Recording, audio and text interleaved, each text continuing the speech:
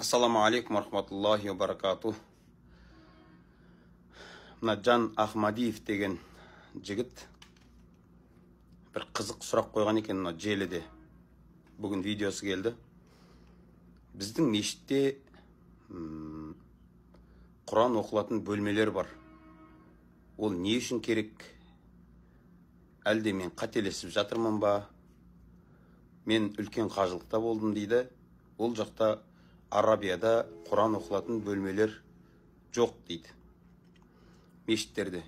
Неге біздің мешіттерде Құран оқылатын бөлмелер бар? Әлде бұл бизнес па дейді. Әлбетте сен қатты қателесіп отырсың. Өзі қазақта сөз бар. Ажалы келген көк қарға бүркітке тиседі деген.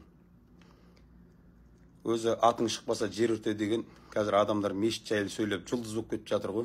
Мешітке тискенді жақсы көретін болдыңдар ғой. Соңында не дейді?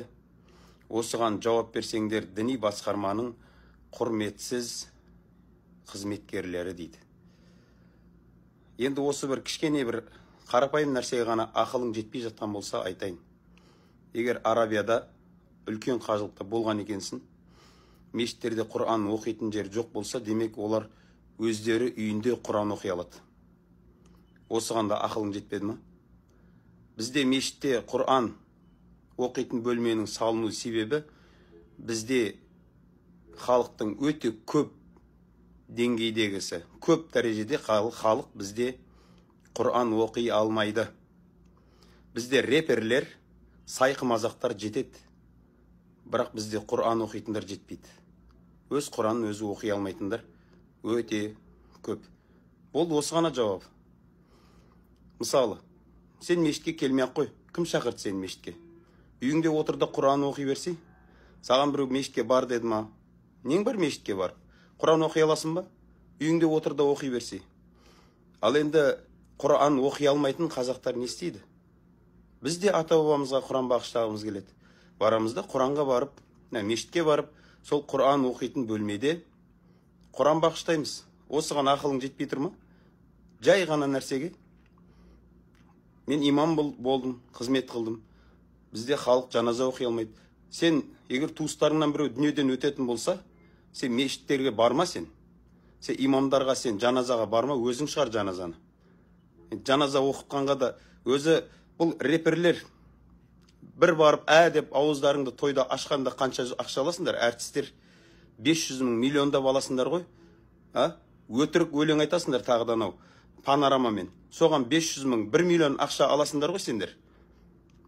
Молда барып Құдайдан қорқ деп айтқан үшін берген 2000 теңге, 5000 теңгеңді сенің өлген ата-бабаңа Құран оқып бағыштап берген, өзің оқи алмайтын Құранды 5000 берген 10.000 теңгеңді несін әңгіме айтып отырсың оны? Еркек адамның әңгімесі емес қой бұл.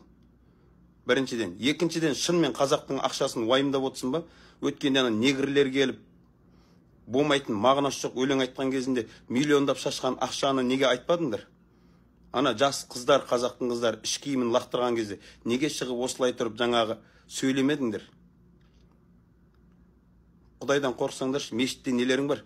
Жаназаларыңды шығартпаңдар. Айтыңдар көздерің тірілерінде. Молдалар, менің жаназамды шығармай қойыңдар, 5-10 мың теңге алып. Өзім туысқандарым шығарып алады деп айтыңдар. Егер шынымен айта алсаңдар. Мен өлгеннен кейін артымнан Құран оқи алмай қойыңдар. Көрш, шақыршы, мен сенің үйіңе қонаққа барайын. Аралап көрекші туысқандарыңды. Қанша проценті Құран оқи алады? Бармасын онда олар мешітке. Сен соларды аралап жүріп Құранын оқып бересің ба? Екеміз кездесейікші мін. Жігітше ғой енді, екеміз бауырымыз ғой, мұсылман бауырымыз. Екеміз кездесейікші. Кездесіп отырып көрекші, сен Құранды сен қаншалықты оқи аласың? Не керегі бар бұндай майда шүйде әңгімелердің ше? Болмаса мешіт, оны видеоға шығып енді интернетте не үшін айтып отырсың мешітті жаман қылып? Мұсылмандар өзі мұсылмансың ба өзі, жоқ әлде сен де тәңіршілдік жолына өтіп кеткен адамсың ба? Нең бар мешітке тиісіп? Құдайдың үйі ғой ол. Ода нең бар, ертең жағыңды қарыстырады ғой Құдай тағала. Кішкене ойланып сөйлесеңіздерші, ағайындар. Сол бір кішкентай болмайтын нәрсеге ақыл жетпей жатқаннан кейін сол Құран оқитын бөлме, ол Құран оқи алмайтын өзіміздің бауырлар барып ата-бабасына Құран оқытатын жер екеніне бас жетпей жатқаннан кейін одан үлкен іске тірлікке араласудың қажеті де жоқ қой. Енді айтқанымды дұрыс түсінеді деп ойлаймын енді.